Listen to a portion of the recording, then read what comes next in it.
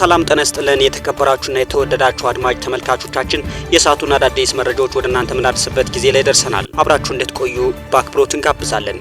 በቅድሚያም አርዕስተ ዜናዎቹን እናስቀድም። ከሰሞኑ በተለያዩ ክልሎች የሚደረገው ወታደራዊ አፈሳ እንደቀጠለ መሆኑ ተነገረ። የቤት ስራ አልሰራሽም በሚል በአንዲት ተማሪ ላይ ተገቢ ያልሆነ ቅጣት የፈጸመችው መምህር በቁጥጥር ስር መዋሏ ተነግሯል። እስራኤል ያጋጠማትን ከባድ ሰደድ እሳት ተከትሎ የዓለም አቀፉን ማህበረሰብ ድጋፍ መጠየቋም እየተነገረ ይገኛል።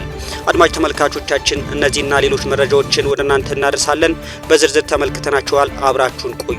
ከሰሞኑ በተለያዩ ክልሎች የሚደረገው ወታደራዊ አፈሳ ወይም አስገዳጅ አፈሳ እንደቀጠለ መሆኑ በተለያዩ አካባቢዎች እየተነገረ ይገኛል። ከሰሞኑ በአማራ ክልል ወልዲያና ሐይቅ፣ በኦሮሚያ ደግሞ አዳማና ሸገር ሲቲ በርካታ ወጣቶች በግዳጅ ወደ መከላከያ እንዲገቡ እየተደረገ መሆኑ መረጃዎች በስፋት ወጥተዋል። በውስጥ የሚወጡ መረጃዎች እንደሚያመላክቱም ወጣቶች በግዳጅ እየተወሰዱ ነው የሚል ነው። መከላከያ በበኩሉ ትናንት ባወጣው መግለጫም ሐሰት ነው፣ በግዳጅ የምናስገባው ዜጋ የለም ሲልም አስታውቋል። ዛሬ ደግሞ በአማራ ክልል ደቡብ ጎንደር ዞን እብናት ወረዳ የሀገር መከላከያ ሰራዊት የሚቀላቀሉ ወጣቶች ሽኝት እየተደረገላቸው ነው የሚል ዜና ወጥቷል። ከሁለት ሳምንታት በፊት ጀምሮ በኦሮሚያ የተለያዩ አካባቢዎች ወጣቶችን ከመንገድ እየታፈሱ መሆናቸው ወላጆች፣ ወጣቶችና ፖለቲከኞች በተለያዩ ማህበራዊ ሚዲያዎች ላይ ሲገልጹ ተስተውሏል። በዚሁም የከተማዋ ነዋሪዎችን በግዳጅ የታፈሱ ወጣቶችን እንደሚያውቁና እነሱም ባለባቸው ስጋት የተነሳ ድንገት ከተያዝን በሚል ገንዘብ ይዘው እንደሚንቀሳቀሱ መናገራቸው ተነግሯል። ከአዲስ አበባ 100 ኪሎ ሜትር ያህል ርቃ በምትገኘው በአዳማ ከተማ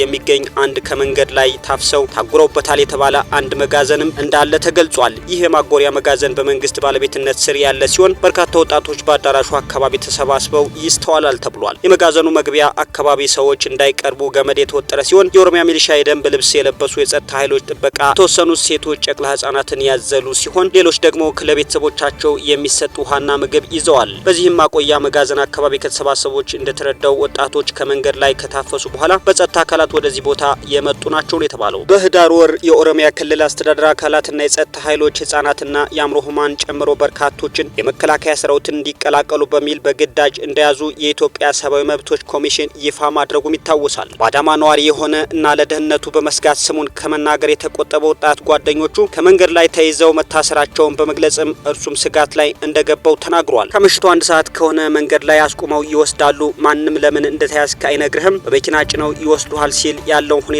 በዝርዝር ገልጿል። በአዳማ ከተማ የጸጥታ ኃይሎች በቁጥጥር ስር የሚያውሏቸው ሰዎች ቁጥር ለእያንዳንዱ ጸጥታ አባልና ወረዳ አመራር ተተምኖ የተሰጠ መሆኑን እነዚህ ግለሰቦች ተናግረዋል የተባለው። ለተለያዩ ሚዲያ አውታሮች አስተያየታቸውን የሰጡ የአዳማ ከተማ ኖሪ አመራሮቹ ምን ያህል ሰዎች እንደሚጠበቅባቸው ተነግሯቸዋል። ስለዚህም ያገኙትን ያፍሳሉ፣ የተጣለባቸውን ኮታ ለመሙላት ሲሉ ጫማ በመጥረግ ስራ ላይ የተሰማሩትን ሊስትሮች ሳይቀር በቁጥጥር ስር የማዋል ስራ እየሰሩ ነው ሲሉ ገልጸዋል። ከመከላከያ ሚኒስቴር የምልመላ መስፈርት ውጪ በግዳጅ የተያዙ ህጻናትና ሰዎችን ለማስለቀቅ ቤተሰቦቻቸው ከፍተኛ ገንዘብ ጭምር እንዲከፍሉ ባለስልጣናት ማስገደዳቸውን የኢትዮጵያ ሰብአዊ መብቶች ኮሚሽን ኢሰመኮ ህዳር 26 2017 ዓ.ም ባወጣው ምርመራ ዘገባ መግለጹ ይታወሳል። በወቅቱ አንዳንድ የኦሮሚያ ክልል የሚሊሻ አባላት ወጣቶችን ለመከላከያ ሰራዊት አባልነት ምልመላ በሚል ከዚህ በኋላ ለመልቀቅ ቤተሰቦቻቸው ገንዘብ እንዲከፍሉ ያስገደዱ መሆኑን ኮሚሽኑ አረጋግጫለሁ ሲል መግለጹ ይታወሳል። በአንዳንድ አካባቢዎች የመከላከያ ሰራዊት አመራሮች ከመስፈርት ውጭ የተደረገ ምልመላ መሆኑን በመግለጽ በክልሉ የጸጥታ አካላት የተያዙ ሰዎች ከማቆያ ስፍራዎች እንዲለቀቁ ያደረጉ መሆኑንም መገንዘቡን ኢሰመኮ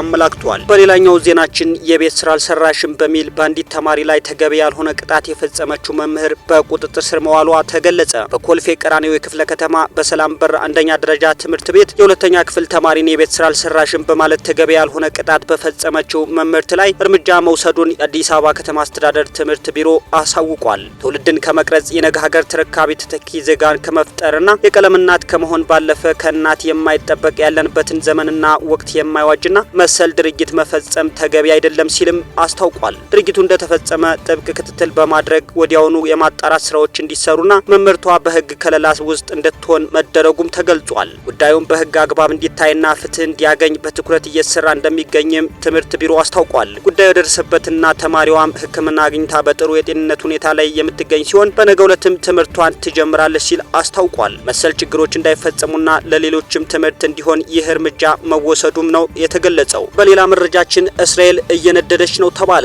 እስራኤል ያጋጠማትን ከባድ ሰደድ እሳት ተከትሎ የዓለም አቀፉን ማህበረሰብ ድጋፍ ጠይቃለች። እስራኤል ከኢየሩሳሌም አቅራቢያ ያጋጠማትን ከባድ እሳት ተከትሎ ዓለም አቀፉን ማህበረሰብ ድጋፍ እየጠየቀች ይገኛል። እስራኤል ከኢየሩሳሌም አቅራቢያ ያጋጠማትን ከባድ ሰደድ እሳትም ተከትሎ ዓለም አቀፉን ማህበረሰብ ድጋፍ ጠይቃለች። ከኢየሩሳሌም በቅርብ ርቀት ላይ የተከሰተው ከባድ ሰደድ እሳት መዛመቱን ተከትሎ ነዋሪዎች አካባቢያቸውን ለቀው እንዲወጡ መደረጉም ተገልጿል። እንዲሁም በሰደድ እሳቱ የተነሳ በርካታ መንገዶች እንዲዘጉ መደረጉም ተነግሯል። ባለው ከባድ የአየር ጠባይና በኃይለኛ ንፋስ ታግዞ እየተዛመተ የሚገኘው ሰደድ እሳቱ ለመቆጣጠር የእሳት አደጋ ሰራተኞች ጥረት በማድረግ ላይ መሆናቸውንም ሲኤንኤን በዘገባው አስፍሯል። የእስራኤሉ መከላከያ ሚኒስቴር ሀገሪቱ ብሔራዊ አደጋ ጊዜ ላይ መሆኗን ገልጾ የሰደድ እሳቱን ለመከላከል የዓለም አቀፉ ማህበረሰብ ርብርብ እንዲያደርግም ጠይቋል። የተከሰተውን የሰደድ እሳት ምናልባትም በታሪክ ትልቅ የሚባል መሆኑን የገለጹት የኢየሩሳሌም ግዛት የእሳት አደጋ ዲፓርትመንት ኮማንደር ሾምሊ ፍሬድማን የሰደድ እሳቱ በሰዓት 60 ማይል ፍጥነት የሚጓዝ በመሆኑ